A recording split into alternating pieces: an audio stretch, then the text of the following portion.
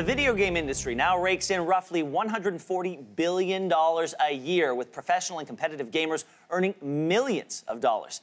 So maybe it's no surprise that parents are now paying for video game coaches to help their children improve their skills with an eye to perhaps a successful career down the road. Nicolai Larsen is a professional video game coach, and he joins me this morning from Denmark. Nicolai, thank you for being here. Thank you. It's absolutely wonderful to be here on this show. Nicolai, tell me, as a video game coach, what exactly do you do? Okay, so it's going to depend from client to client. But overall, what I can say is we do online work through a website, gamecoaching.gg. And what we do is we sit these kids down an hour, 2 hours, 3 hours. We take a look at their gameplay. We take a look at their strategy and the way they approach these games.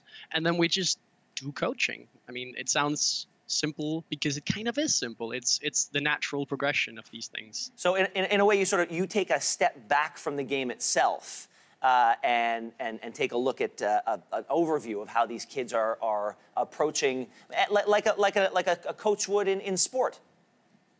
Well, yeah, absolutely. This is you're touching on it. We do draw heavy inspiration from the sports world, and we learn from academics as well, because of the fact that this is new. This is exciting, and why reinvent the wheel when we can just, steal from the sports world, take some established practices, and then apply them to the video games? It's new, it's innovative, but it's also huge. 19 million people in Canada are gamers. That's 54% of the entire Canadian population. The average gamer in Canada is 33 years old. Here's a stat that surprised me: 52% of gamers are male, which means 48% female. You say that the demand for what you do is growing. What do you attribute it to? So there's a couple of things, and obviously every single year esports gets bigger. There's this natural growth happening, but there's also been some key events going on recently. We're hearing a lot about these scholarships for going to college in America, and obviously this has increased the American crowd somewhat down. So we used to coach mostly 16, 17, 18-year-olds, but now we're actually getting contacted by people all the way down to 10, 12. The parents are paying for this because of the fact that suddenly there's money involved. It seems more legitimate all around.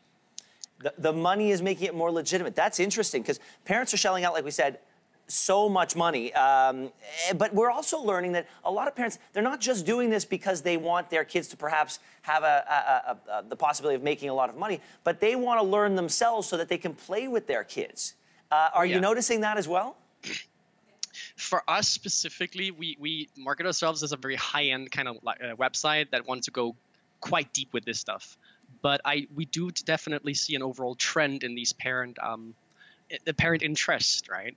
We are at the moment involved with a project where we're doing a whole series of educational courses for parents to actually come and play, learn these games, and then at the end they get to bring their kids so that they can play with them.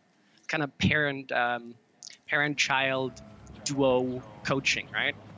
All right, but be honest with me. If you had a client that made it really far in a Fortnite tournament, for example, do you get a cut? I get, depending on the agreement, I get some of the money. Yes, we do charge money for the coaching. And there's a lot of good options out there for people who just want some coaching, but on the more quote-unquote chill level as well. But how I get paid, honestly, I don't feel comfortable talking about it much on television. But it is completely legit, and it's all fine, No, of course. But tell me, honestly, you've been doing this for a little while now. What's the best part of your job? Oh, absolutely, the travels. Before I sat down to do this one-on-one coaching, because I've kind of set up my tent here in Denmark now, but I was 19 years old, and I was traveling to Germany. I was going to Poland. I was going to Turkey, living in these wonderful gaming houses, and just experiencing that insane lifestyle with people taking pictures and fans wanting autographs. And I'm so glad I got to experience that part of the whole industry. Well, Nicolai, thank you so much for being here and sort of opening our eyes to this new world that's developing. We appreciate it. No, thank you. It was wonderful talking to you. All right, take care.